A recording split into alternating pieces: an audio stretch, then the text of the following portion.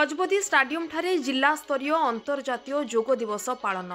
गजपति जिला पारलाखेमुंडी स्थित गजपति स्टाडियम ठारे आज 6टा ठारू 8टा जाए जिला स्तरीय अंतर्जातीय योग दिवस पालित होइछि। गजपति जिलापाल विजय कुमार दास अध्यक्षतार प्रथमे जगन्नाथ विग्रह ठारे प्रदीप प्रज्वलन करी कार्यक्रमर शुभारंभ करा जायथिला। एही अवसर में पतंजलि योग पीठर सुरेन्द्र रथ, विघ्नेश्वर दास, आशालता पाणिग्राही सह अन्य सदस्य माने पूर्व निर्धारित योगासन प्रशिक्षण देथिबा बेले उपस्थित सदस्य माने अनुकरण करी योग अभ्यास करथिले। एही परिप्रेक्षी रे अतिथि मानक द्वारा नियमित योग अभ्यास करबा पई संकल्प करा जायथिला। एथिसह योग करबा द्वारा शरीरर विकास क्षेत्र में सुस्थता को नहीं अतिथि माने निज निजर अभिभाषण प्रदान करथिले।